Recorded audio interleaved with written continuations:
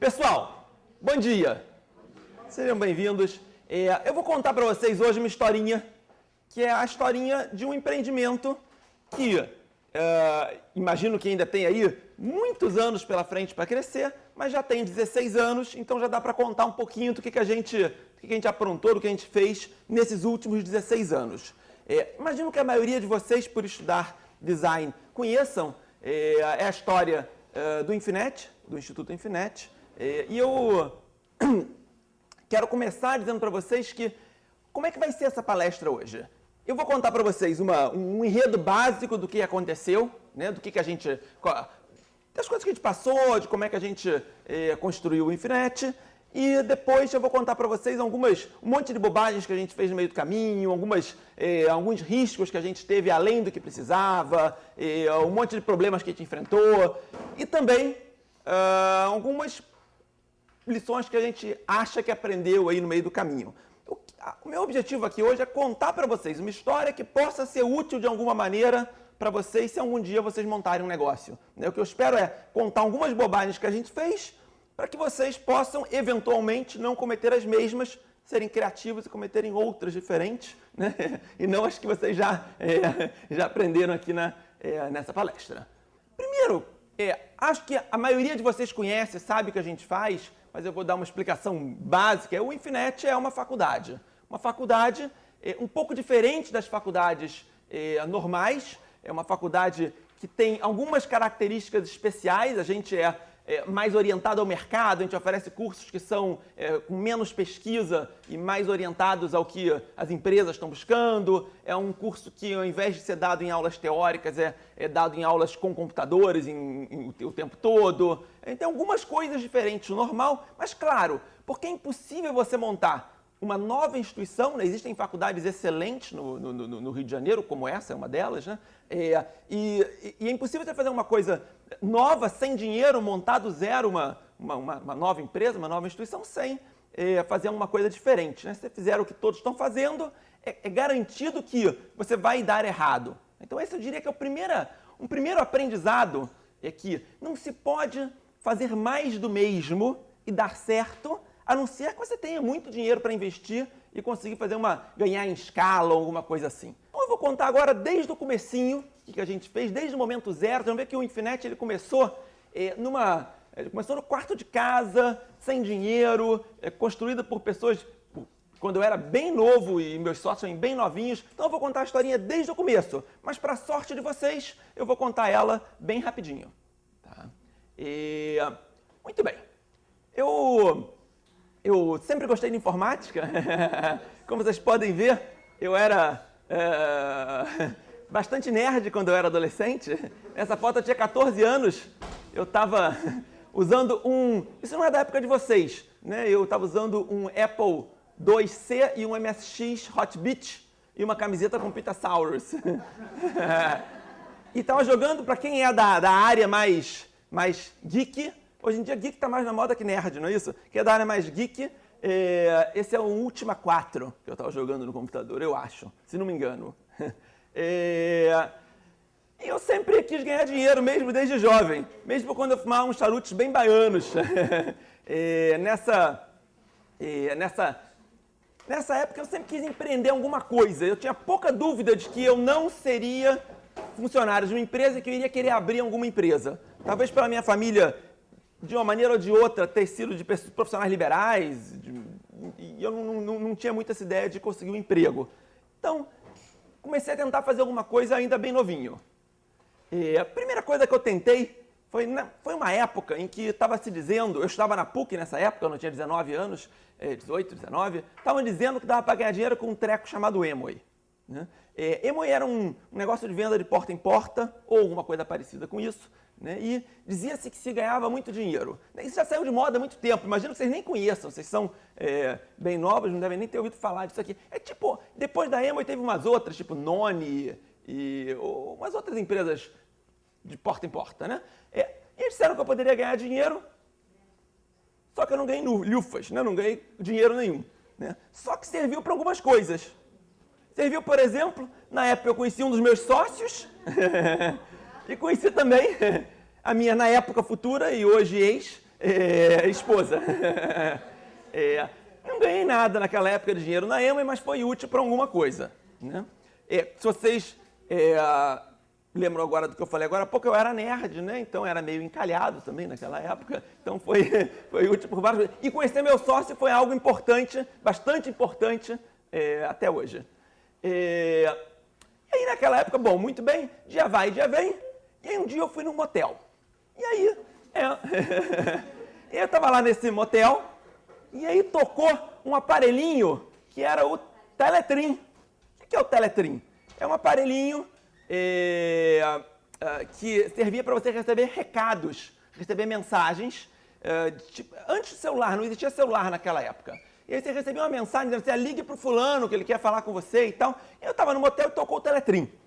E aí chegou uma mensagem lá, e a mensagem era do meu futuro sócio na época, atual sócio hoje em dia, André Antunes, e dizia assim, me ligue urgente, quero ter uma oportunidade para você de alguma coisa. Eu liguei para o Antunes, né, liguei do motel para ele, falei, Antunes, fala rápido que eu estou aqui no motel e tal. E aí ele falou, tenho aqui uma oportunidade para você dar aulas sobre internet. Né? E eu tinha 20 anos nessa época, aulas sobre internet. Eu falei, Antunes, ótimo, então feito, vou dar aulas de internet, pagava bem, ele falou que o valor que pagava por hora, eu achei que era super bom para a época, e disse que eu topo. Eu não entendia lufas de internet, na verdade eu nunca tinha acessado a internet, exceto num computador de grande porte aqui da PUC naquela época, só que eu achei que pelo dinheiro valia a pena aprender. E comecei a dar aulas junto com o Antunes no Ibase, né, nesse provedor de acesso Ibase. O Ibase foi o primeiro provedor de acesso do Brasil. Ibase é uma ONG super famosa na área social, né? Só que nessa época ela trouxe um link para o Brasil de internet e foi era a forma que os brasileiros tinham de acessar a internet. As pessoas ligavam do Brasil inteiro, faziam interurbanos para acessar esse provedor aqui no Rio. E aí a gente começou a dar aulas. E foi nessa época que a gente percebeu uma oportunidade. Eu comecei a dar aulas, fiz uma entrevista com esse senhor, que é o Nepo, que até hoje é amigo nosso. Ele me aprovou para dar aula, eu tinha estudado, tinha feito dever de casa para poder dar essas aulas. E aí a gente percebeu que na internet, no Brasil, não existia ninguém para ensinar as pessoas físicas, as empresas, a construir os sites. Tinha essas aulas no próprio Ibase, mas o Ibase é uma ONG, e é uma ONG que não é uma ONG de ensino. É uma ONG ligada a outras questões. Então, eles não eram profissionais em ensinar internet. Eles tinham assim uma vontade de ensinar os seus próprios usuários um pouquinho, mas nada profissional. Então a gente resolveu abrir uma empresa para ensinar, para montar, para criar os primeiros profissionais de construção de páginas aqui do Brasil. Então essa era a nossa ideia. Vamos montar uma empresa para formar os webmasters, web designers que o Brasil iria precisar nos próximos anos, nos anos seguintes, para poder ter uma internet que funcionasse, ter sites nas empresas, etc. Isso foi em 94, mais ou menos, 94, 95. A gente começou a dar aulas lá de 93 para 94, demos aulas em 94 e começamos o Infinet nessa época. Tá? Vimos a oportunidade e começamos sem dinheiro. Agora, para a gente conseguir montar uma empresa sem dinheiro, não é muito fácil, né? Como é que a gente faz? E olha, eu vou dizer uma coisa para vocês. Nessa época, sem dinheiro era sem dinheiro mesmo. Tudo bem, eu não morava ali, mas essa era a vista do meu quarto. Eu me casei nessa época, e eu me casei de uma maneira meio estúpida, porque eu não tinha dinheiro para manter a casa, né? Eu morava bem com meus pais, que eu era de uma família que tinha uma boa condição de vida, mas quando eu me casei, eu fiquei muito, muito, muito pobre. A gente... tem umas coisas que a gente faz, né? A gente só dá para fazer quando a gente é bem jovem. E aí eu me casei, fiquei muito, muito pobre. Acabei me sustentando durante muito tempo com algumas aulinhas que eu dava, e essas aulas até que pagavam direito, então eu conseguia manter a casa, mas a empresa mesmo, a instituição, o Infinet, levou muito tempo para a gente conseguir tirar dinheiro. Por quê? Porque quando a gente monta uma empresa, e aí vai uma primeira coisa para a gente lembrar, quando a gente monta uma empresa, se a gente não tem um capital externo para investir nela, o que acontece? Ela tem que crescer a partir dos próprios lucros sendo reinvestidos. Não tem milagre, né? Toda empresa exige um investimento para crescer? Você vai ter que comprar computadores, fazer obras, e às vezes a gente não percebe como isso é caro. Isso é algo que é muito caro. Você montar uma empresa para atender um público, no caso, uma instituição de ensino, né? Você tem um investimento muito grande em infraestrutura. E aí você precisa pegar todo o lucro que você recebe e reinvestir, e é muito difícil você tirar dinheiro para o seu sustento. Em 97, alguns anos depois, a gente teve um novo sócio, né? E agora eu queria falar rapidinho para vocês sobre sócios. Achar bons sócios é algo que é absolutamente essencial para você conseguir ter sucesso numa empresa. Eu diria que uma das razões, uma das grandes razões para empresas darem errado é ter sócios que ao longo do tempo se desincompatibilizam. Você ter um sócio porque sociedade é casamento, né? Você não tem como, depois de alguns anos, dizer, puxa, agora eu vou trocar de sócio. É muito difícil.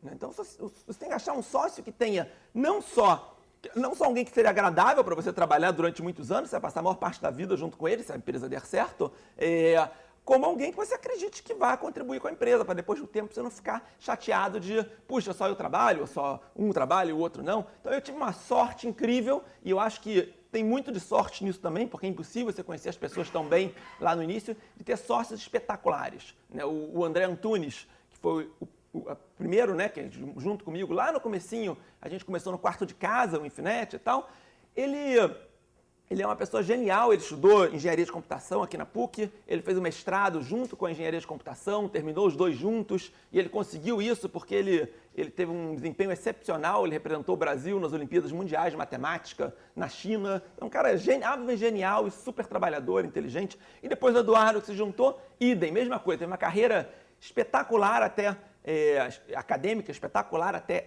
entrar no Infinet, mas para nós três, o Infinet foi praticamente a primeira experiência de trabalho. Então a gente era super cru, super jovem, não entendia nada de pessoas, não entendia nada de processos, a gente tinha estudado um pouco e tinha muita vontade. Tá? Isso é uma das coisas que ajudou muito e atrapalhou muito, e a gente vai ver isso aí ao longo dos próximos slides.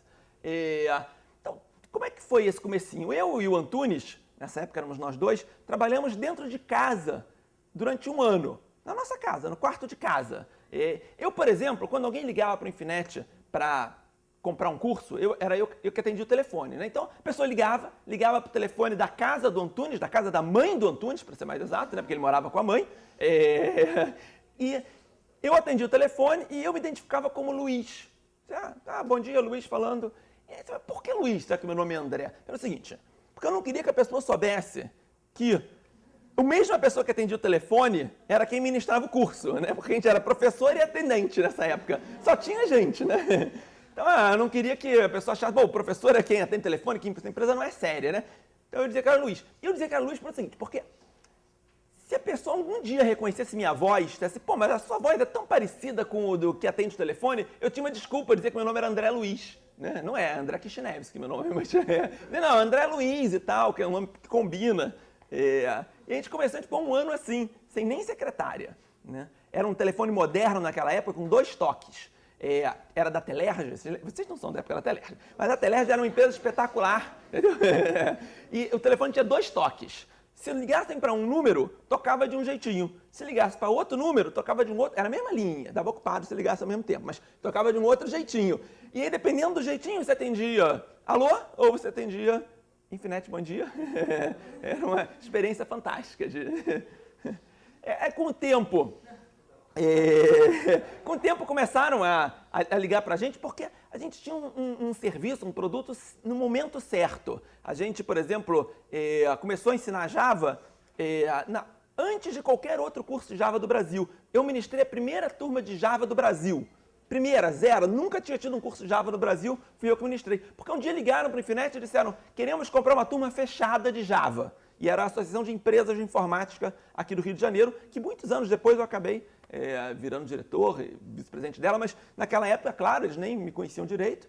E ligaram para pedir uma turma fechada, e claro, quando você está começando a empresa, né? Imagina dizer não, né? De jeito nenhum. Você topa tudo. E aí eu tive que aprender, aprendi Java, estudei um mês e ministrei. Acabou que a gente saiu no jornal, olha só, os pioneiros da nova onda. maior onda, não é isso?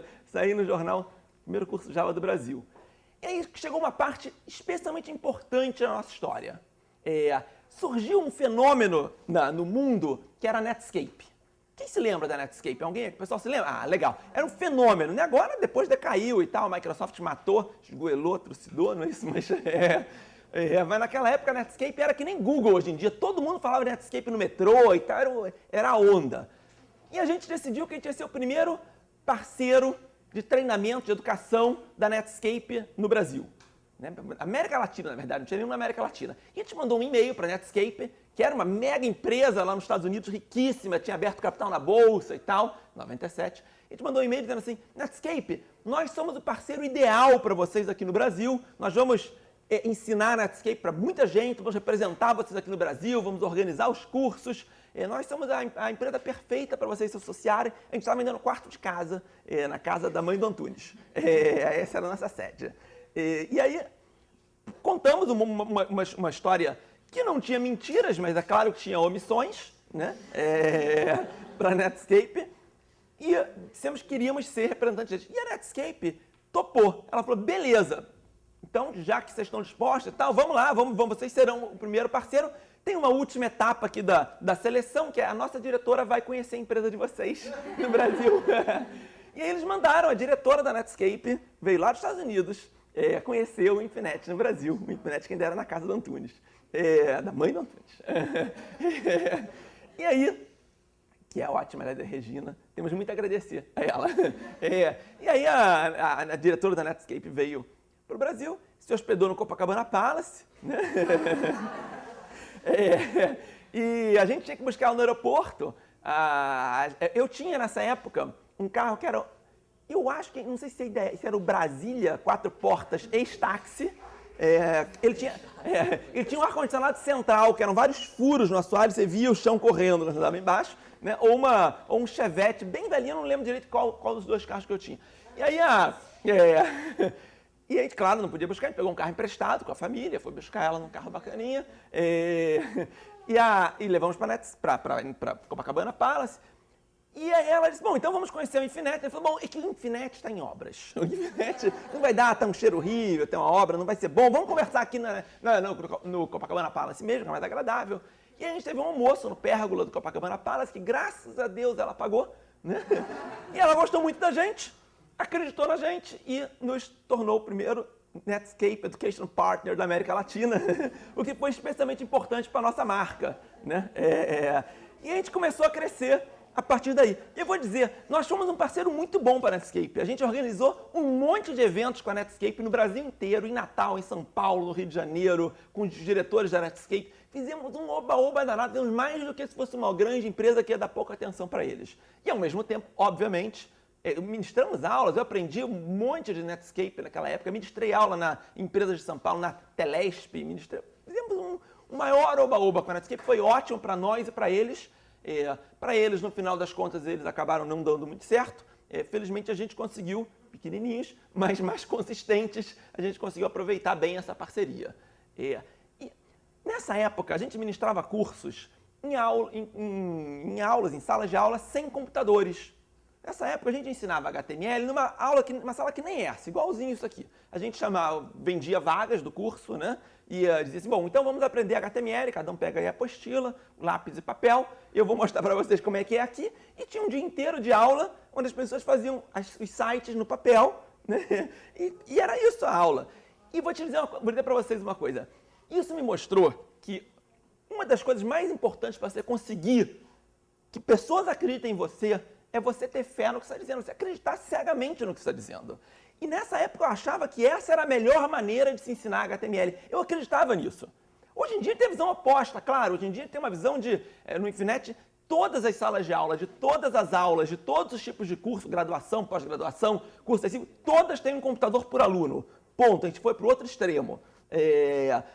Agora, nessa época, a nossa crença era essa. E quando você acredita de verdade em alguma coisa, você não está mentindo para as pessoas, eu achava isso, eu realmente achava que o melhor jeito de ensinar era esse. Eu não tinha outras formas de ensinar, não tinha dinheiro para ter computadores para as pessoas. A gente acaba tendo pessoas que acreditam na gente. E vou dizer, elas aprendiam mesmo. Seria melhor de outro jeito? Olha, hoje em dia é claro que eu acho que sim, que se elas tivessem computadores para treinar, faria mais sentido. Mas na época eu não sabia disso e deu muito certo, né? Então, fé nesse sentido. Agora, também, por outro lado, quando você está começando uma empresa, tudo que pode dar errado, dá. Isso é um aprendizado incrível. É o seguinte, tudo. Vocês imaginem alguma coisa muito esdrúxula, acontece, né? A gente tinha um funcionário no Infinet, lá no iniciozinho, e aí um dia ele não apareceu no Infinet. Aí a gente ficou um pouco preocupado, mas passou um tempinho, passaram uns dias, ele continuou não aparecendo, continuou aparecendo. Pô, a gente já estava preocupado com ele, aí um dia liga a mãe dele pro Infinet. Foi a mãe dele que ligou, foi aí a casa, ligou e disse, vocês sabem do meu filho? Não, a senhora também não sabe? Não sabemos. Não sabemos. Sumiu, desapareceu, evaporou, não ligou.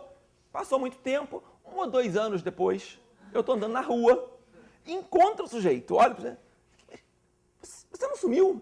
Assim, e aí ele falou, não, é o seguinte, eu posso te explicar? Eu, vamos lá no Infinet, você vai me explicar. Aí sentamos na mesa, e aí, o que aconteceu? Você sumiu, desapareceu. Eu falei, é o seguinte, é que naquela época, eu estava meio confuso, e aí eu fui encontrar um disco voador no alto de uma montanha, porque eu ia para uma outra civilização e tal. O cara achava que ia para um outro planeta, não sei, ele foi encontrar um disco voador numa seita, num negócio desse, que eu juro, eu achava que era só em filme que acontecia isso, né? Nunca imaginei que os ETs iam querer levar o meu funcionário, né?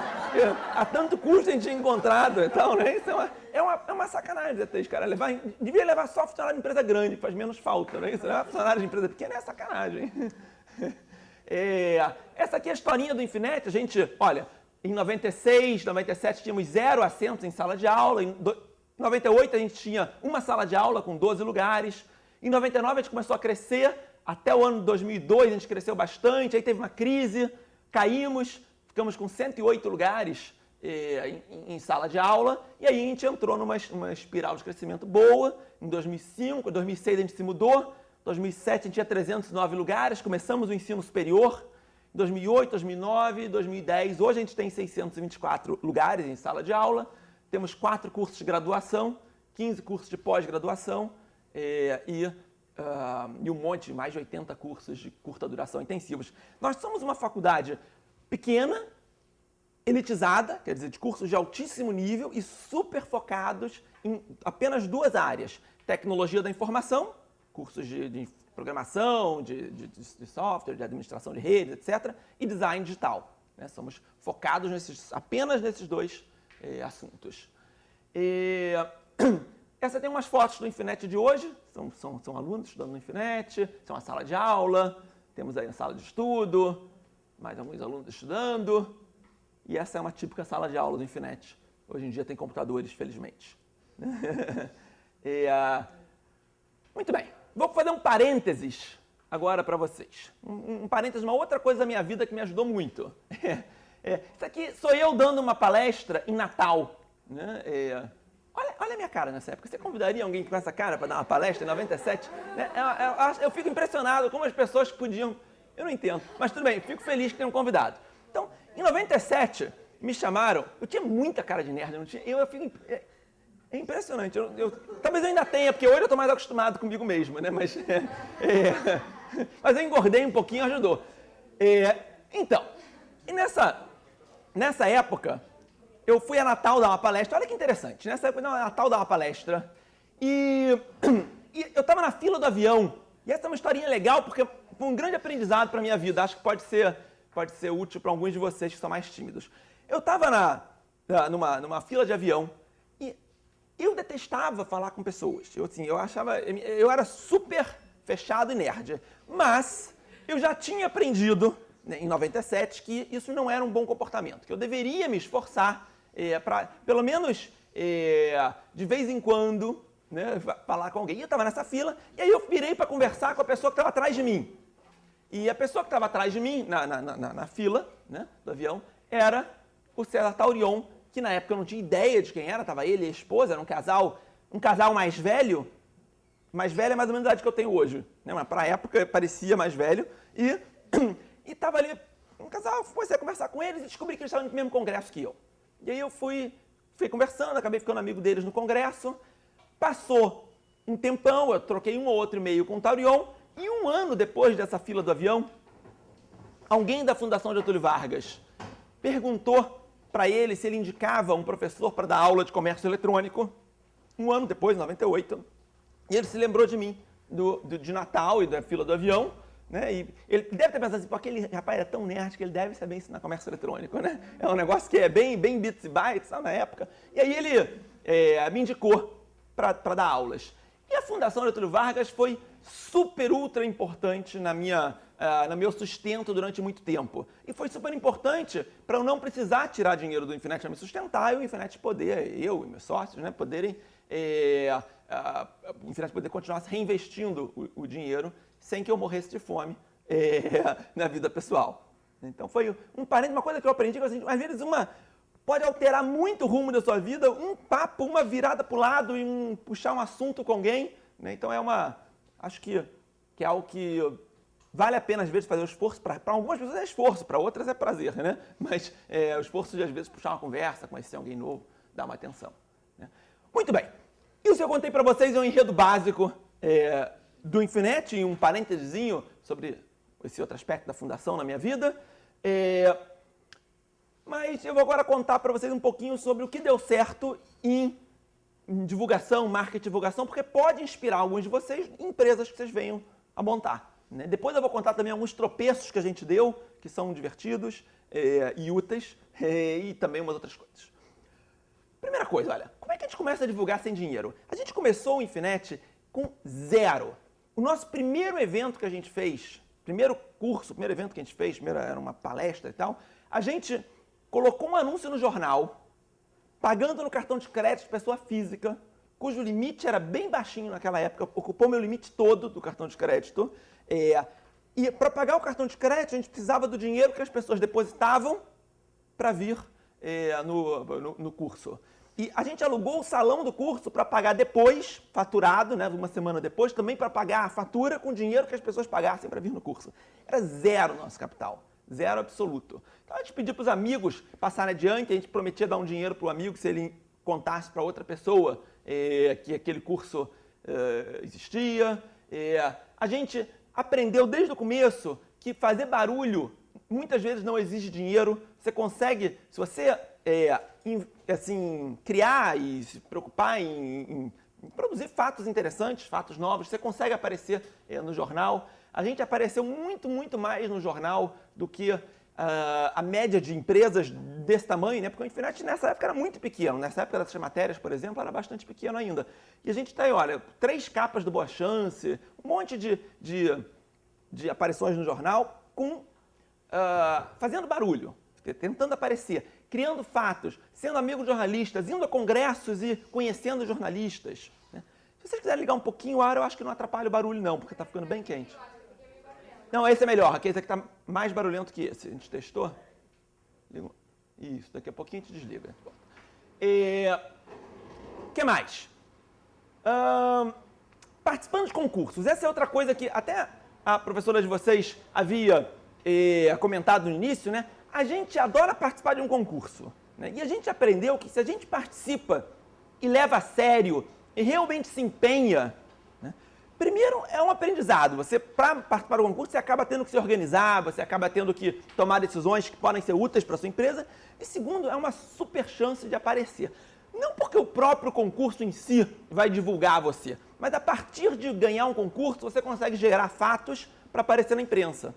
Então, por exemplo, a gente ganhou o prêmio de o melhor centro de educacional da Microsoft da América Latina 2 vezes, né? E aí, ganhar o prêmio em si só aparece para os concorrentes. Agora, quando você pega esse prêmio e você manda para o Globo, manda para outros jornais e isso gera uma matéria, puxa, aí te dá maior credibilidade. Porque é muito mais pesado, muito mais útil a matéria dizendo que você ganhou um prêmio do que uma matéria falando de qualquer outra coisa sobre você, né? O prêmio dá uma credibilidade especial. A gente ganhou um prêmio de empreendedores do Novo Brasil, da Você SA, também, que foi foi bastante bacana, deu maior repercussão, até porque os jurados desse prêmio são pessoas especialmente importantes, o jurado do prêmio eram presidentes de grandes empresas, etc. Então foi bem legal. O que mais que a gente fez de barulho? Em último caso, como está dizendo nesse slide, se você já participou ou não conseguiu participar, ou não conseguiu ganhar o concurso, tá, você pode, em último caso, pagar para aparecer numa revista. E aí eu tenho uma dica para vocês. Para vocês que estão de design, então essa é uma coisa boa para ter em mente. Olhem só, mídia tem um preço de tabela que é preço para grande empresa. É assim, mídia funciona assim. Você perguntar quanto custa um anúncio na qualquer revista, por exemplo, nesse caso a Computer Arts, o preço do anúncio de tabela é caríssimo. Nesse caso, R$ 25.800 por um anúncio de uma página. O preço de tabela de mídia é algo fora da realidade de empresas menores. É feito para a Microsoft pagar, ou para a Oracle, ou para empresas grandes, né? Agora, mídia aceita negociar. E dependendo do veículo, tem uma margem muito grande. Então esse slide é legal porque mostra, depois de muitos e-mails trocados, como é que foi fechada a negociação. Depois da gente trocar, acho que 1 ano de e-mails com eles, eles mandaram e-mails assim: André, podemos fechar por 1.000 para 10 edições, que é R$ 1.000 por edição para 12 edições? Quer dizer, um anúncio que custa originalmente 25.800, a gente acabou fechando por 1.000. Quer dizer, quanto é que é isso percentualmente em relação ao anúncio? E olha, isso não é essa revista não. Todas as revistas, eventualmente, se sabem que você não tem dinheiro para pagar 25.800, elas vão eventualmente aceitar um valor que você possa pagar. Não é porque elas são boazinhas, é porque elas não vão conseguir te vender acima disso, porque não vale para você tanto dinheiro aquele anúncio. Então essa é uma dica. Mídia tem que ter negociação. Se algum dia vocês montarem uma empresa, lembrem-se disso. Esse aqui é um caso interessante. Olhem como eu era talentoso, um designer talentoso no início do Infinet. E como eu desenvolvi um anúncio em CorelDRAW com todo um equilíbrio, com toda um clip art muito bem escolhido. Né? Esse slide está aqui pelo seguinte, eu vou mostrar para vocês o seguinte, que se você tem um produto realmente bom, na hora certa, que o mercado precisa, você tem algum espaço para errar. Né? Vocês são uma turma de design. Eu não tenho a menor dúvida que vocês olham para esse anúncio e sabem que ele é um erro. Não é isso? Esse anúncio é um anúncio feito por alguém que não entende nada de design. Eu não sou da área de design, eu sou da área de tecnologia. Né? Agora, como só tinha... Eu e meu sócio fazíamos todas as coisas no Infinet, a gente tinha que fazer os anúncios também. Apesar desse anúncio ser um desastre como anúncio, ele foi um sucesso para atrair pessoas. Por quê? Porque era um anúncio ruim de um produto exato, bom para aquele momento, para aquela hora. Então, o que eu estou anunciando aqui era o mercado queria. Então, essa é uma boa lição. Olha, se a gente tem o produto certo, a gente tem algum espaço para errar em outras coisas. Isso é importante porque ninguém abre empresa acertando em tudo. Né? Um outro grande desafio que a gente teve ao longo do tempo foi o reposicionamento. Nós éramos, no início do Infinet, durante muito tempo, nos primeiros 10 anos do Infinet, nós éramos uma empresa de cursos. Né? Acho que muitos de vocês devem nos conhecer como uma empresa que dá cursos de Photoshop, que dá cursos de Corel, que dá cursos de Adobe, Flash, de Dreamweaver, não é? Durante muitos anos a gente foi uma empresa de cursos. Em algum momento, era o nosso sonho, desde o início a gente sempre quis montar uma faculdade, a gente virou uma faculdade. E aí isso é uma grande dificuldade de reposicionar a marca, porque para você fazer um curso, você tem um certo grau de investimento naquela instituição. Para você fazer uma graduação, uma pós-graduação, você tem que dar um voto de confiança muito maior. Então a gente tinha que mudar essa ideia de ser uma empresa para ser uma instituição onde as pessoas apostassem na gente. Agora eu vou contar para vocês algumas coisas interessantes. Vou contar um pouquinho para vocês sobre as nossas burrices, traições e problemas em geral que a gente enfrentou. E essa, eu diria que é a parte que a gente pode mais tirar lições, porque a gente pode ver onde que o outro errou e tentar, às vezes, não errar igual, né? Errar diferente, errar com criatividade. Olha, no Brasil, de tantos em tantos anos, tem uma crise. A gente sempre acha que, pô, agora tá ótimo, agora vai dar certo, agora... e aí passa um tempo e tem uma crise, e aí tem outra, e tem outra. Então, se a sua empresa quebrar na crise, a sua empresa vai quebrar eventualmente, na verdade, porque vai ter crises, as crises estarão lá. Então, a gente tem que estar preparado para essas crises. A gente teve algumas, a gente enfrentou algumas. Algumas por nossa própria culpa, outras por culpa externa da Ásia, etc. Mas algumas por nossa culpa. A gente teve uma que a gente chama de a grande crise da sala da diretoria. Eu vou contar para vocês. A gente estava bem no comecinho do Infinet, em casa, depois a gente foi para uma salinha de 30 metros quadrados, e a gente alugava a sala de aula, e depois a gente foi para um pequeno andar na Rio Branco. Isso em 98. E a gente... Nesse pequeno andar na Rio Branco, a gente criou, num cantinho dele, separado do resto, a sala da diretoria. E tinha uma outra sala onde o pessoal trabalhava, a diretoria era eu e meus 2 sócios, né? Tinha uma outra sala onde funcionários trabalhavam ou não, né? E tinha uma sala de aula. Né? E a gente aprendeu nessa época, que a gente começou a ir mal. A gente foi mal, começou a ir mal, o Infinet começou a não dar dinheiro, a perder dinheiro e tal. Ficou ruim a situação.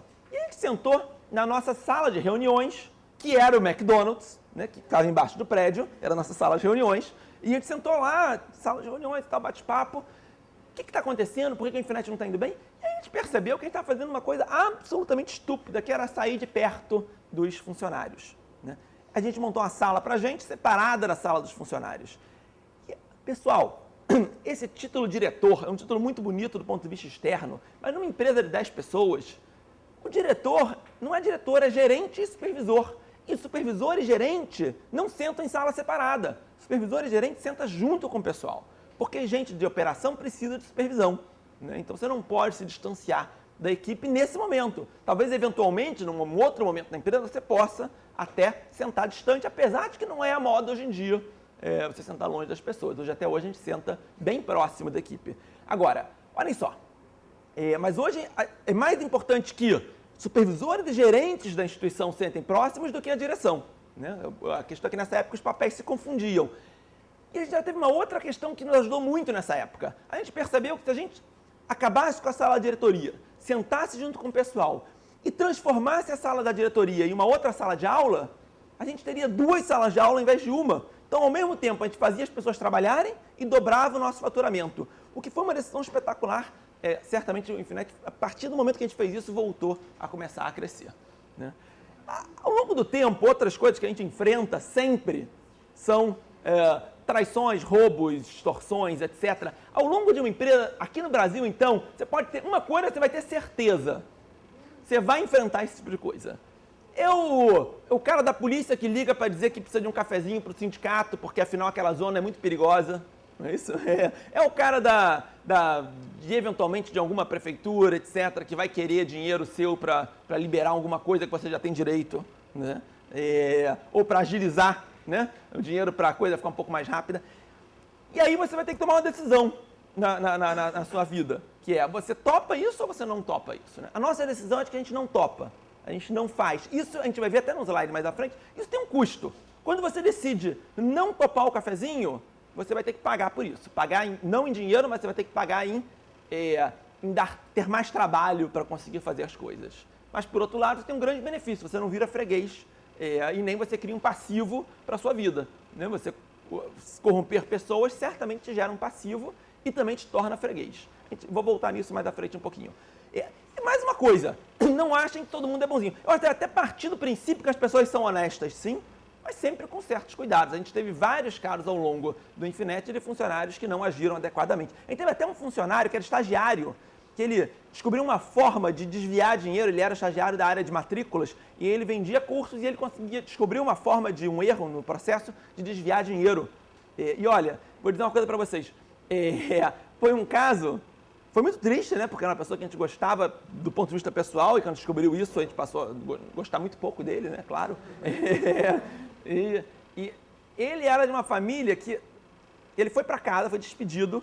A avó dele, ele morava com a avó dele perguntou para ele, e ele era um rapaz alto, que lutava, era um lutador e tal, e a avó dele falou para ele assim, por que você foi despedido?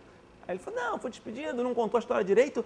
E aí a avó dele ligou para o Infinet e a gente disse, ele foi despedido porque desviou dinheiro.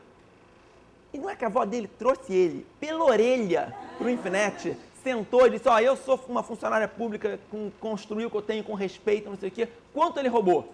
E aí a gente disse, roubou 13 mil e um quebrado. Ela fez um cheque na hora e pagou a diferença. Quer dizer, era até de uma família bastante honesta, né? Mas infelizmente parece que ele não nasceu meio desviado. E outras coisas, um monte de outros casos, por exemplo, inundação é um negócio que persegue a gente. Impressionante. Água adora o Infinet. A gente ficava no 12º andar, ou no 8º, não sei direito qual, um andar alto lá no início da Rio Branco, tinha vários andares na verdade, um deles, acho que o que inundou foi o 18º. Um deles, de repente um dia estourou o cano de ar-condicionado e inundou. Você imagina inundar 10º não sei qual andar de um prédio, inundou mesmo, pá, cheio d'água. Aí a gente pensou, caramba, que azar e tal, isso pelo menos só acontece uma vez na vida e tal. Aí um dia a gente se mudou para outro prédio, que é onde a gente está hoje, né? Um prédio ótimo, não sei o que e tal, linha. Um mês depois, estourou o cano de ar-condicionado, inundou de novo. Essas são as fotos já da nova, da inundação 2.0, né? Agora, é daquelas coisas que você pensa, sabe quando é que você vai começar o dia? Você pensa, legal, hoje tem um monte de coisa para fazer, tem que visitar um cliente, tem que não sei o quê. Aí você chega, aí inundou, ou então você está na sua mesa e começa a vir uma aguinha. É daquelas coisas que não são coisas realmente grandes no longo prazo, mas no curto prazo são um estresse. No ano 2000 a gente teve um problema com hype oba-oba em inglês, né? Vocês não lembram, vocês no ano 2000 estavam brincando, né, em casa, são bem jovens. Mas no ano 2000 tinha um oba-oba danado. Todo mundo achava que ia ficar milionário com a internet. Impressionante. Você só falava de cifras, fulano, 10 milhões. Saiu na capa da Veja a foto de um aluno do Infinet de 15 anos, montado de um mouse, a capa da Veja, dizendo assim, a empresa dele vale 10 milhões de dólares. Então, estava todo mundo louco com isso, né? E aí a gente também ficou um pouquinho animado, acabou montando um outro negócio chamado Taymaster, que existe até hoje, um site de empregabilidade e tal, que foi legal, mas a gente errou na dose também. Como todo mundo na época errou na dose, nós somos três sócios no Infinet, e 2 dos sócios foram trabalhar no Taymaster, mas 2 sócios, e eu fiquei sozinho no Infinet. É claro que isso é um erro de dose, você não tira 2/3 da direção de uma instituição que está indo bem, que está dando certo, que está dando dinheiro para investir em algo totalmente novo. Você tem um desequilíbrio, deveria ter ficado 2 ou 2,5 e ido uma parte do trabalho de um dos sócios. Então, olhem só. Uma das coisas que nos permitiu montar o Infinet, com certeza, era uma crença absolutamente cega de que era possível fazer. Olha, por um lado, você desconhecer o mercado, desconhecer algumas coisas, claro que aumenta o risco da sua empresa. Mas, por outro lado, se você acredita cegamente de que dá para fazer alguma coisa, isso te dá uma motivação, te ajuda de uma maneira importante, né? Especialmente se é um negócio diferente, se é alguma coisa que você precisa arriscar. Se você me perguntar hoje em dia, se ajudaria, por exemplo, eu hoje ter... eu tenho meu conhecimento de hoje na época, é claro que em um monte de aspectos ajudaria, né? De um monte de jeitos, eu saber o que eu sei hoje naquela época me ajudaria, mas por outro lado me atrapalharia muito sob o aspecto de que eu talvez não tivesse a coragem que a gente tinha naquela época. Eu achava que dava para dar aula sem computador, eu achava que dava para fazer um monte de coisas que você precisa de uma fé cega para conseguir empreender. Por exemplo, olha só, em relação à fé cega, esse é o pai do Antunes, eu vou te explicar o que é isso aqui daqui a pouco. Esse aqui é o Luiz Antônio, dos clientes, essa aqui é a Lisa, que era uma funcionária, esse aqui é o meu sócio Eduardo, esse aí sou eu, com 20 quilos a menos, e o Antunes está aqui do outro lado da lente. O que essa foto mostra? Essa foto era o nosso conselho consultivo. Conselho consultivo, agora que está na moda falar da Casa Civil, né? Vocês viram que tem a Dilma, a Erenice, elas são conselheiras de empresas tipo Eletrobras, Petrobras, não é? Tá agora na moda discutir isso no jornal, né? Grandes empresas têm conselhos consultivos, são pessoas que dão uma orientação a como é que a empresa deve ir, o que ela deve fazer, etc. A gente tinha um conselho consultivo quando a gente estava no quarto de casa. A gente era absolutamente convencido de que a gente era uma grande empresa. Era uma fé cega de que aquilo ia dar certo, de que a gente ia... de que a gente era uma empresa séria, que merecia ter um conselho consultivo. Caramba, a gente estava no quarto de casa e a gente chamava as pessoas para se reunirem num hotel e discutirem a estratégia dos próximos 5 a 10 anos do Infinet. Era essa a nossa visão. Isso hoje em dia, eu acho que pela experiência, eu não conseguiria fazer, e isso é bom a gente conseguir. Isso tem a ver com ser jovem e tem a ver com você acreditar cegamente em alguma coisa. Olhem só. Outra crença interessante. Eu uma vez comentei com uma pessoa de que eu gosto muito, uma pessoa que eu respeito muito, uma pessoa excepcional, eu comentei que eu ia montar uma faculdade. Eu e meu sócio, a gente ia transformar o Infinet, que era um curso, né, em uma faculdade. E o que a pessoa me respondeu foi uma frase. A pessoa me disse assim: ninguém monta uma faculdade sem ser amigo do ministro. E aí eu ouvi aquela frase, fiquei triste, né, porque eu pensei, puxa, é alguém que eu respeito e tal, e está me dizendo que não é possível, né? Mas ela está errada, foi o que eu pensei. É possível, é só a gente fazer as coisas direitinho. É fé cega. E, no fundo, a gente descobriu que era possível, né? Como a gente não compra ninguém, não corrompe ninguém, não dá dinheiro, não sei o que, leva um tempão. É um negócio, o processo levou muito tempo, não foi fácil fazer, não levou até, do momento que a gente decidiu fazer realmente para conseguir, levou 4 anos, e a gente já estava se preparando já um tempão antes.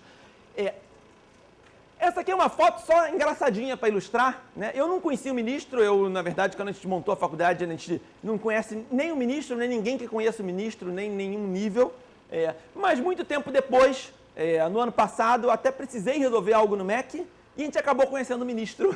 Por curiosidade, esse aqui é o nosso ministro atual da Educação. A gente acabou indo lá para resolver uma situação em que ele pôde nos ajudar. Muito bem.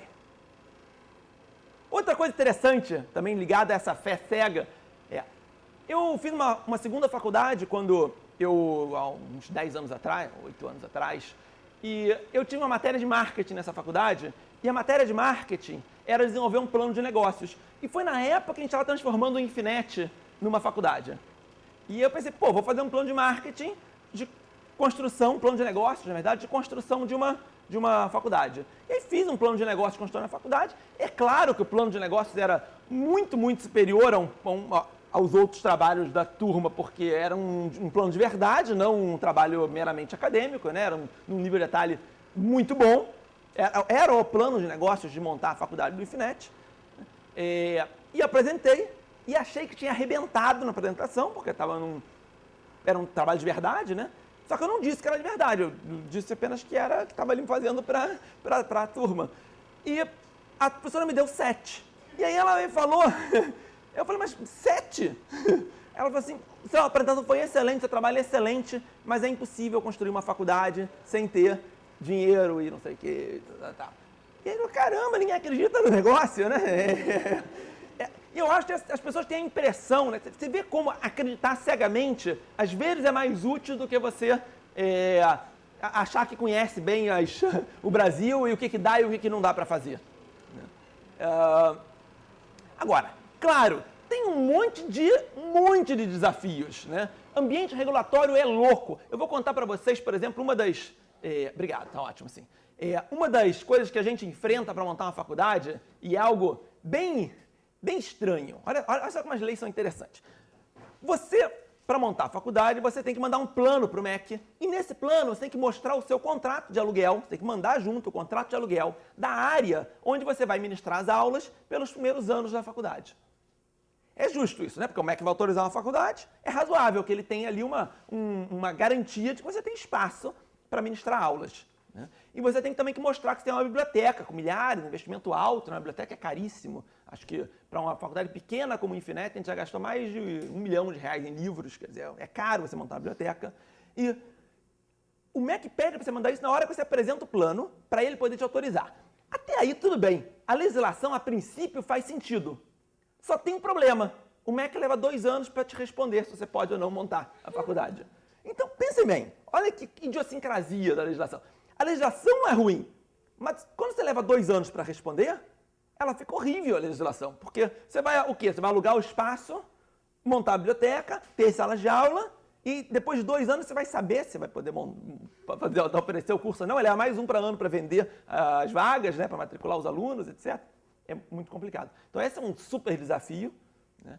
Foi difícil, a gente conseguiu porque a gente usava as salas para dar aulas de outros cursos e tal, então a gente conseguiu equilibrar, mas realmente é uma coisa louca da legislação. Outra loucura, a gente pegou dinheiro emprestado uma vez na Caixa Econômica, num fundo chamado Proger.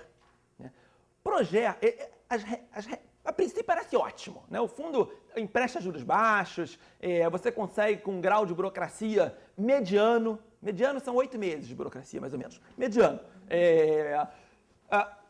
É bom o dinheiro. Agora, as regras do contrato, se eu contar para você, eu vou contar um pouquinho, parece brincadeira, parece, assim, não é possível que ele esteja falando sério. A regra é assim, para assinar o contrato com a Caixa e pegar o dinheiro, você tem que botar no contrato que você vai assinar o número das notas fiscais, dos itens que você comprou com o dinheiro daquele contrato que você pegou emprestado. Então, peraí.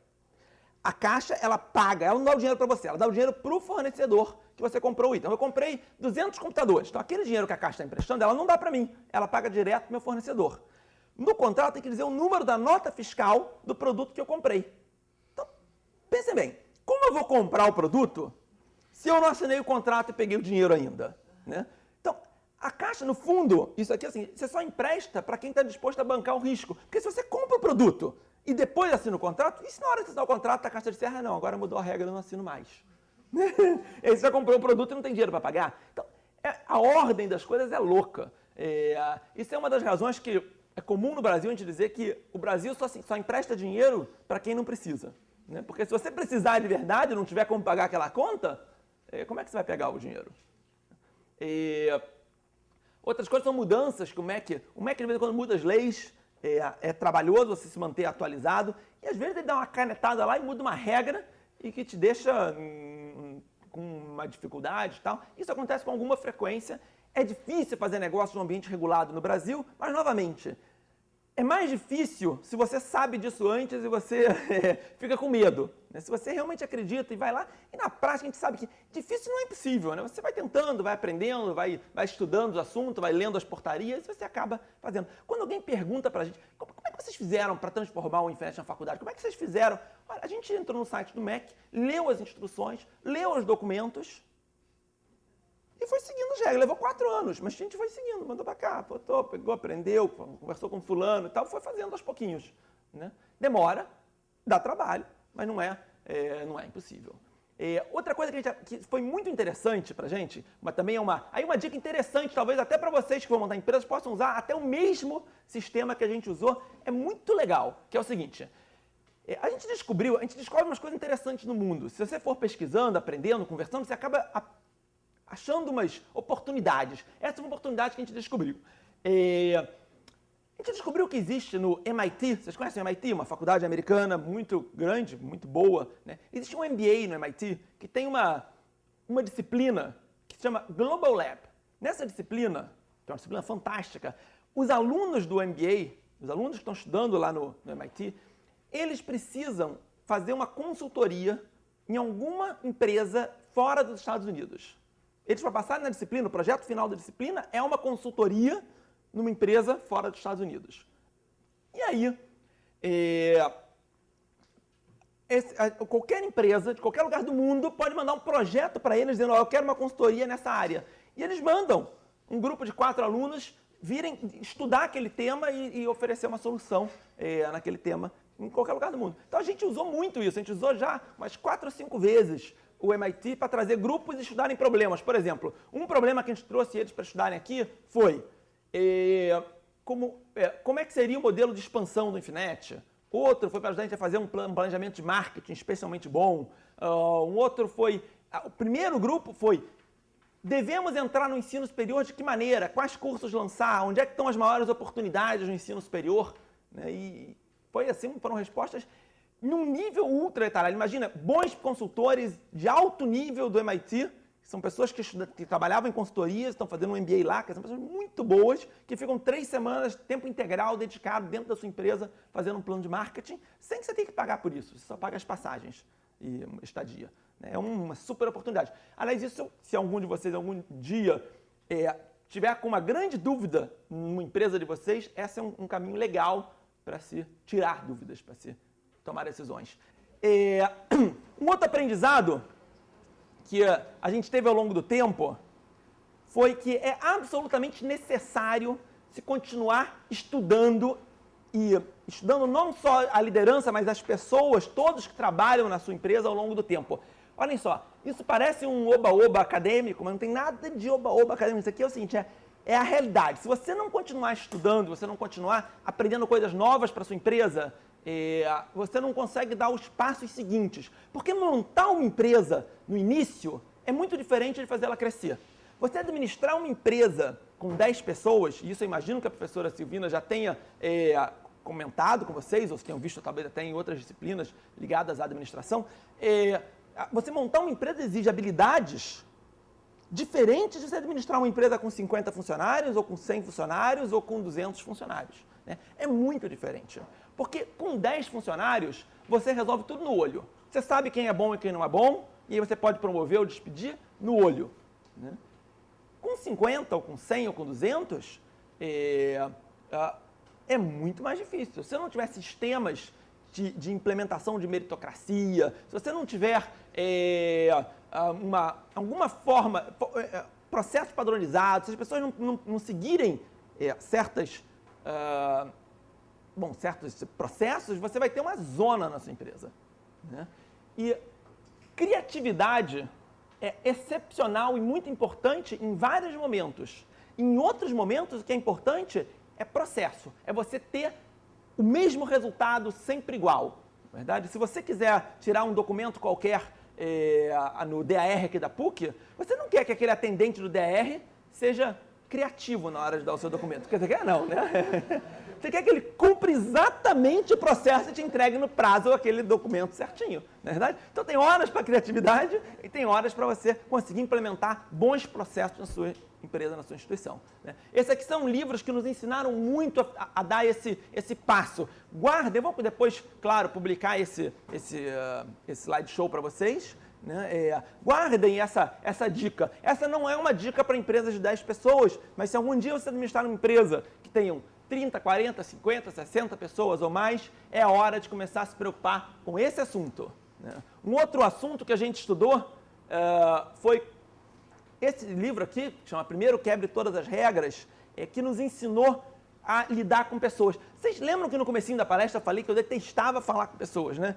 Meu sonho de vida naquela época, quando eu era bem nerd, meu sonho de vida era sentar na frente do computador e não ter que falar com ninguém o dia todo. Isso era, assim, eu sempre pensava assim, vai ser tão bom que eu poder um dia trabalhar programando, eu vou sentar no computador e aí ninguém vai falar comigo nunca. Né? Essa era a minha ideia de felicidade.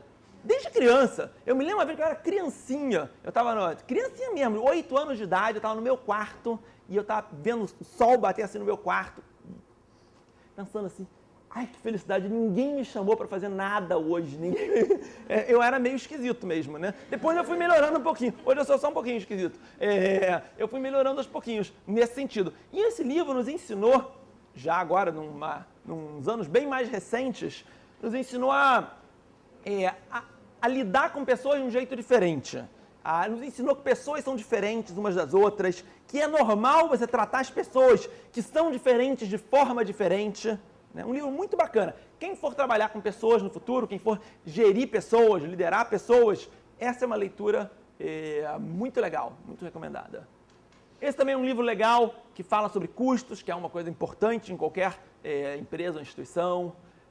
Outra coisa que a gente aprendeu ao longo do tempo foi como resolver problemas usando uma metodologia que não é um achômetro apenas, uma metodologia que consegue tirar a inteligência de um grupo, quer dizer, puxar a inteligência de um grupo para tentar resolver um problema, que é Ishikawa. Talvez vocês aprendam isso ainda.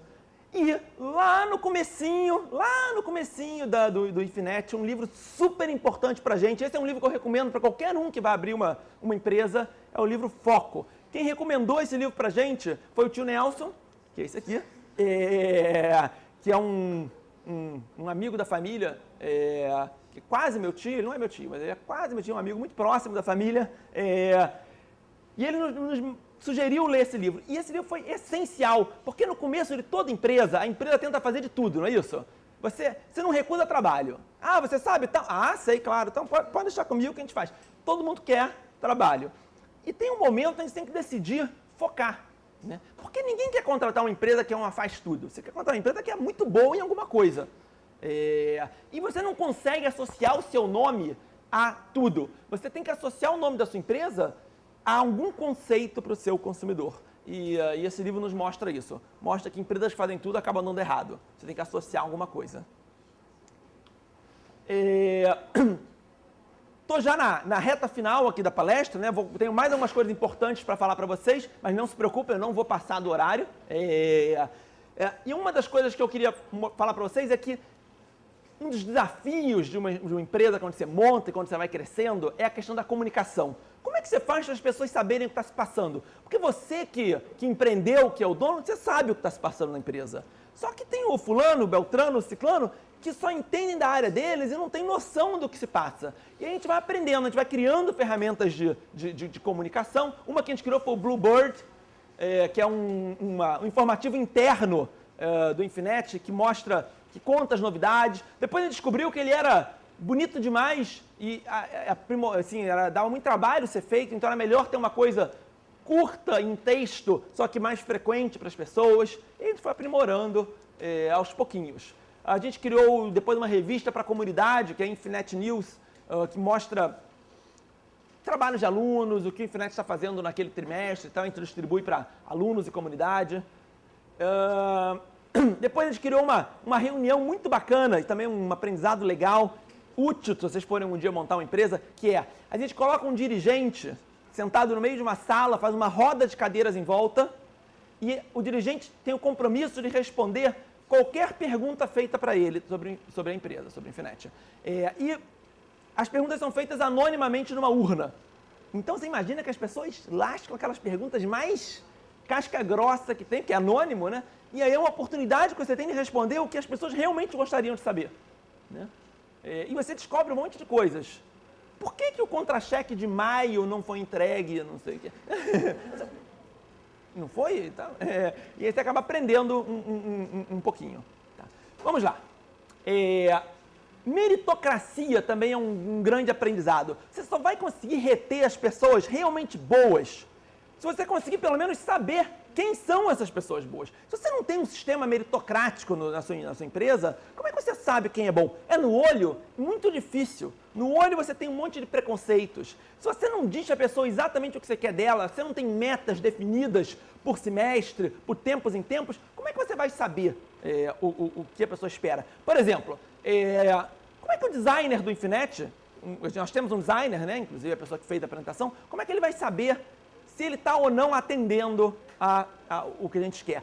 Todo o trabalho que ele faz e que ele entrega, ele recebe uma nota em alinhamento com o posicionamento do Infinet, criatividade, são várias notas que o trabalho recebe. E aí no final do semestre a gente junta todas as notas e ele tem uma nota final, ele tem metas para atingir naquelas notas, tem todo um sistema meritocrático. E ele sabe que se ele sistematicamente atingir aquelas metas, ele vai ser promovido.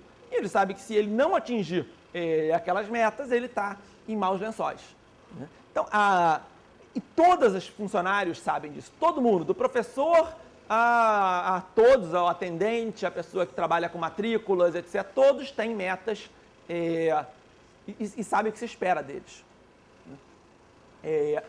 Bom, eu tenho agora, para a etapa final da palestra, algumas razões pelas quais eu acho que é por isso que a gente parece estar no caminho certo. Tá? Eu acho que isso talvez seja a parte mais importante da palestra, porque algumas dicas que eu acho, né, parecem para mim que são as razões da gente estar caminhando, indo na direção certa, apesar de estarmos ainda no começo do caminho. Né? Então, primeira coisa, aposta certa.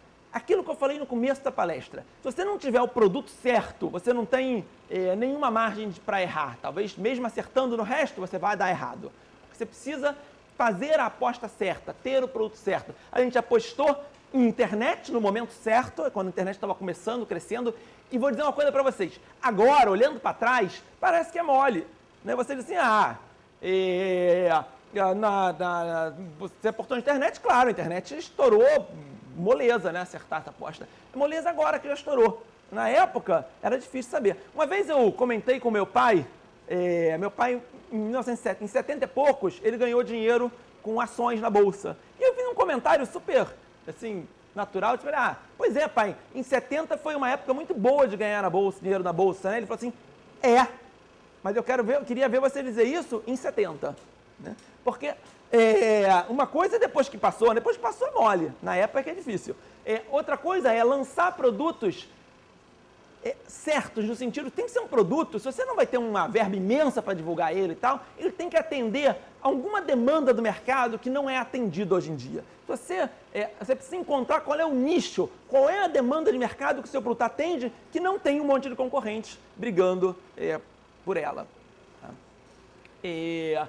Você tem que conseguir criar valor, criar diferenciais que o seu cliente valoriza. Olha, essa é uma frase importantíssima.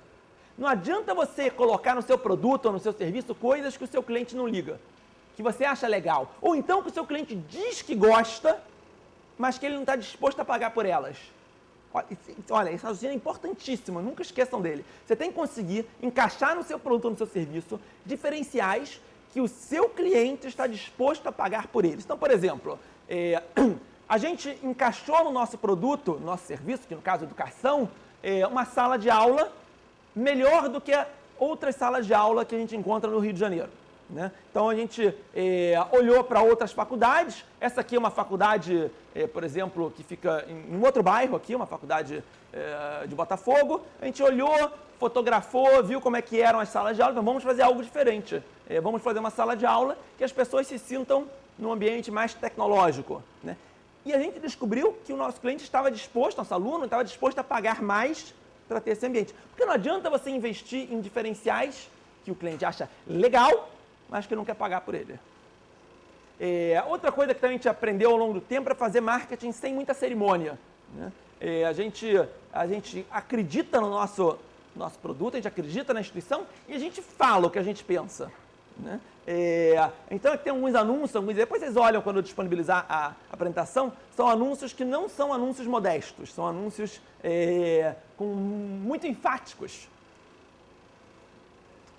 Outra coisa também que é impossível de fazer dar certo, na minha opinião, sem muito trabalho, muito esforço, muito reinvestimento. Eu, ao longo do Infinet, teve um período do Infinet em que eu fiquei 7 anos sem tirar nenhum dia de férias. Né? E meus sócios, idem, meus sócios também são pessoas capazes de trabalhar 12 horas por dia, ao longo de muito tempo. Então, sem isso é impossível, tá? Se você não porque você tem que ter alguma coisa, né? Você não tem dinheiro para começar, nesse caso. Então, você tem que, no mínimo, colocar lá o seu esforço. No fundo, o dinheiro é o dinheiro que a gente deixou de tirar pelo nosso trabalho. Né? Então, é o dinheiro que se constrói a organização. Eu comentei com vocês um pouquinho sobre o custo de você fazer as coisas certinhas, né? Então, quando você escolhe não dar o dinheiro do policial, ou quando você escolhe não fazer as coisas por uma via mais não ortodoxa, você tem o preço das coisas demorarem, né? Mas tem o ganho de você não ficar amarrado, de você não construir um passivo na sua vida. Idem no caso de impostos, né? A gente tem uma visão no Infinet de que é claro que a gente paga impostos porque não deveria ser uma opção para ninguém. Quer dizer, a gente paga 100% dos impostos, 100%, a gente nunca deixou de pagar nem um centavo.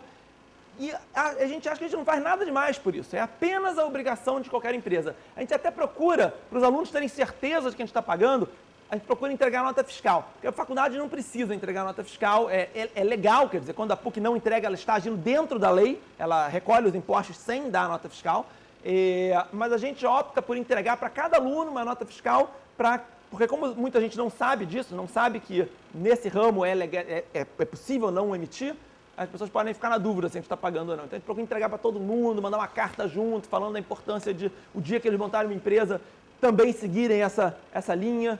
Então, acho que é assim que se constrói. Quando se constrói um país, né, se você não paga o imposto, você é igual ao cara que roubou no governo.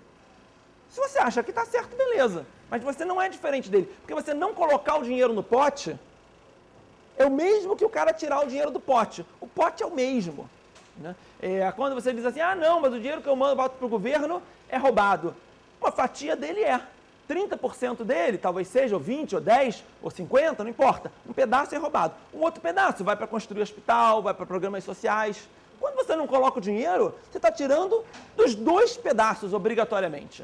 Então, o que eu posso dizer para vocês é, se vocês montarem uma empresa, provavelmente vocês vão ter algo de mais longo prazo, algo mais líquido, possível de ter um investimento depois profissional. Vocês vão ter algo que não gera um passivo na vida de vocês, se vocês seguirem as leis. Recomendo.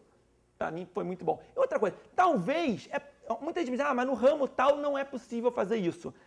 Talvez em alguns ramos, eu não sei, talvez não seja possível fazer em alguns ramos, porque todos os concorrentes só negam, então talvez, só que eu pergunto assim, vocês querem abrir uma empresa num ramo onde não é possível? Eu não escolheria esse ramo. Se não é possível pagar os impostos num ramo, então abre em outro, desista desse ramo. É porque o ramo é muito ruim. Né? Algumas frases que nos ajudaram ao longo do tempo, eu não vou comentar em detalhes cada uma, vou dar uma passada rápida por causa do tempo, mas essas são frases para vocês, depois de alguns anos, quando vocês montarem uma empresa, quem montar uma empresa, pegar de novo esse slideshow e dar uma lida de novo nesses pensamentos finais. Quem não mede, não gere. Então, uma ótima frase, que o sentido dela é, se você não tem indicadores, metas, se você não diz para as pessoas aonde cada uma delas tem que chegar, o que tem que fazer, você não está gerindo a empresa, está indo aonde o vento te levar. Gerenciar é essencialmente atingir metas. Padronização é o cerne do gerenciamento. Essa palavra padronização tem muita gente que tem preconceito. Principalmente, imagina, numa turma de design, onde criatividade é algo absolutamente essencial. Né? Mas, novamente, criatividade é maravilhoso, é excelente em certos momentos. Em muitos outros, fazer do jeito que está planejado é o que importa. E numa empresa, numa instituição, você vai precisar das duas coisas. Toda meta de melhoria gera um plano de ação. Decidir melhorar alguma coisa só adianta se você disser como você vai chegar lá. Se você diz, beleza, nossa meta é aumentar a qualidade das avaliações dos alunos no próximo semestre em 5%. Isso pode ser uma meta, não é? Uma meta na faculdade, por exemplo, que era melhorar a avaliação dos alunos. Legal. Essa meta só tem utilidade se junto com ela você fazer um plano de quais são as ações que você vai fazer para conseguir chegar lá. Senão ela vira apenas um desejo e não uma meta. Isso parece meio óbvio que eu estou dizendo, mas é muito comum você encontrar nas empresas metas que são só desejos, que não tem um plano de ação associado para você conseguir chegar lá. Organizações lucrativas podem premiar colaboradores, criar carreiras que entusiasmam e investir em novos produtos e tecnologias. Essa é uma frase muito importante porque tem gente que tem preconceito com lucro, né? Tem vergonha de dizer que a empresa é lucrativa. Caramba, a empresa, uma instituição, tem que ser lucrativa. Ou lucrativa no sentido de lucro mesmo, se for uma empresa, ou se for uma instituição sem fins lucrativos, que tem uma margem boa, que possa reinvestir aquele dinheiro. Por quê? Porque você só consegue ter uma empresa interessante, emocionante para os próprios funcionários se ela for lucrativa. Senão ela fica, se ela não estiver crescendo, dando lucro, podendo reinvestir, promover as pessoas, ela vira um saco de trabalhar, cai numa mesmice e aí você vai para o buraco com ela. Meritocracia, essa é muito boa essa frase. Meritocracia requer gerentes que tomem decisões difíceis, que afetam as pessoas e que são capazes de dizer a verdade cara a cara.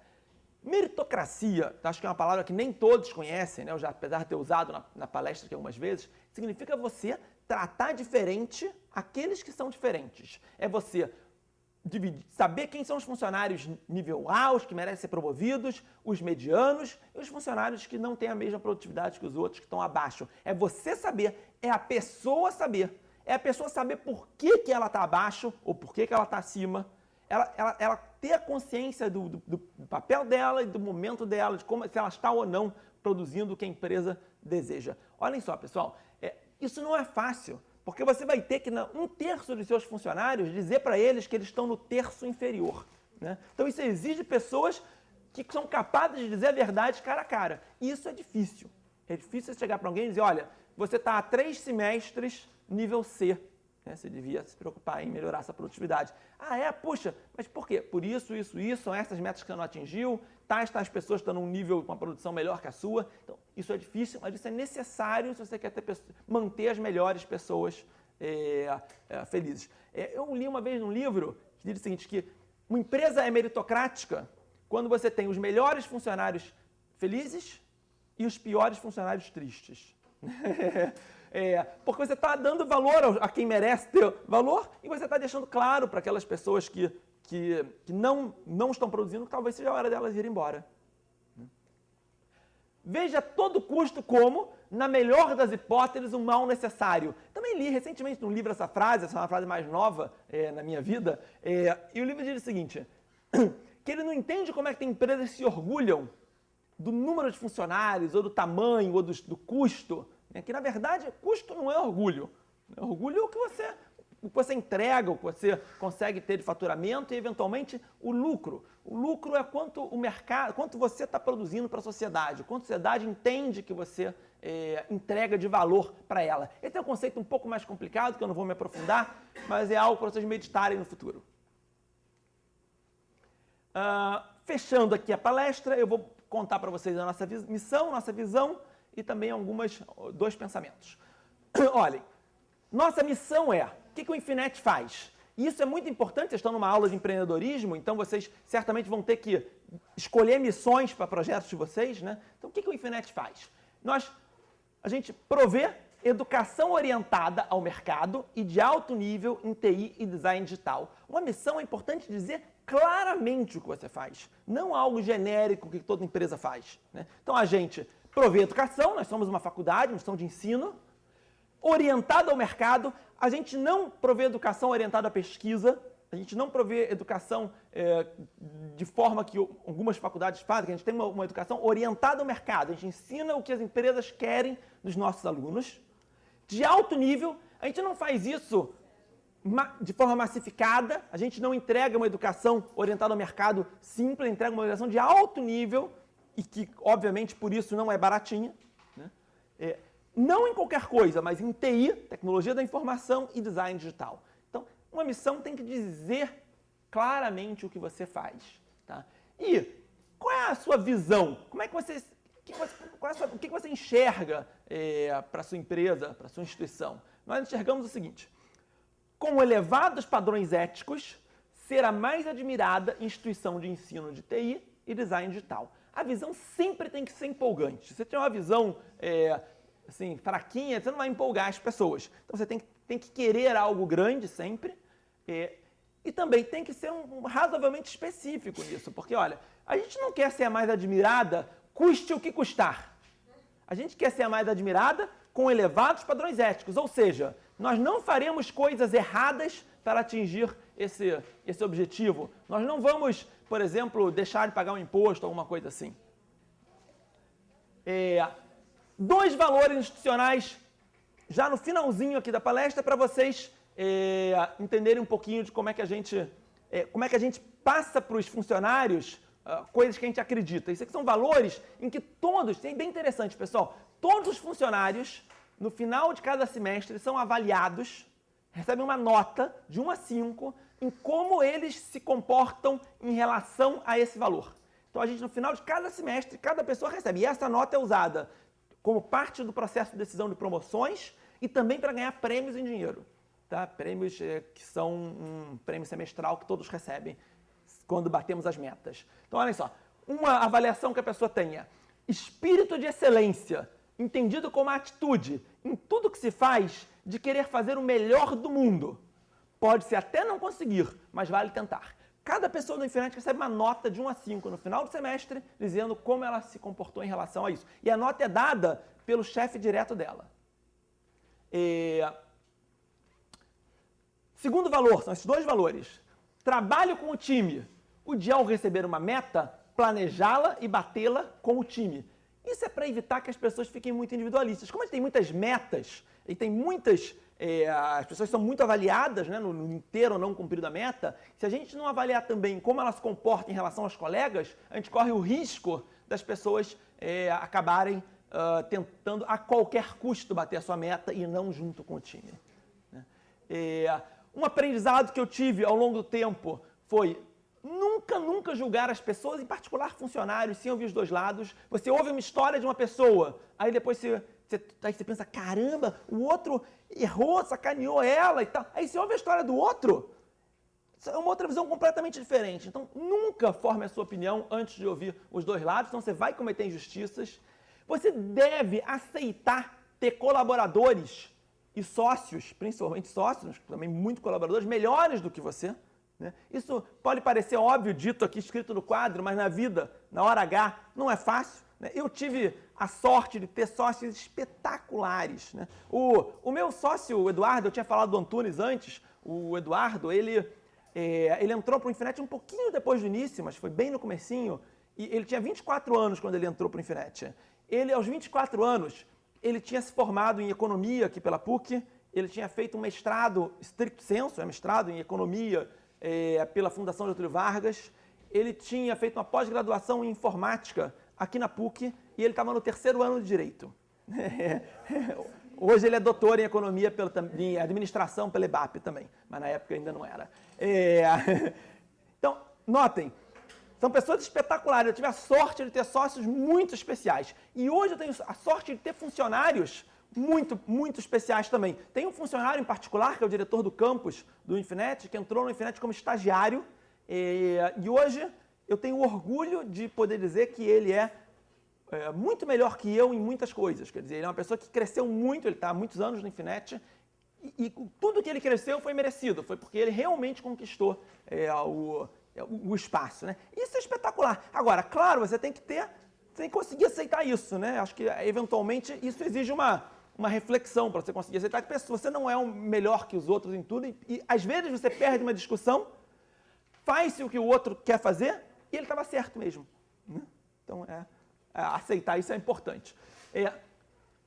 E uma frase que eu já tinha dito para vocês antes, será que você quer estar em um negócio que precisa descumprir leis? Eu não gostaria de estar. Né? Então, ao escolher um negócio, procure escolher um em que você possa seguir leis. Um pensamento final, certamente tem outros jeitos de fazer o que eu contei para vocês. Eu não conheço verdades universais, eu estou contando uma experiência pessoal. Existem 1000 formas de montar uma empresa, de jeitos dos mais diferentes. A professora Silvina, por exemplo, tem uma experiência diferente e tão valiosa, ou até mais valiosa do que essa que eu contei para vocês, que é um outro jeito de alcançar objetivos tão bons quanto, né? Ou melhores. Então, existem muitas formas de se chegar em algum lugar. Esse é um jeito, é um caso, que serve para inspirar alguns e talvez não outros. Espero que alguns eu tenha inspirado. Essa palestra foi feita por um aluno do Infinet, o Antônio, que é nosso designer, e foi apresentada por mim, que você pode me encontrar no e-mail andrek@infinet.br, pode seguir o Twitter do Infinet e eu agradeço muitíssimo a presença de vocês, fico feliz de ter tido essa oportunidade de falar com vocês. Obrigado pela atenção.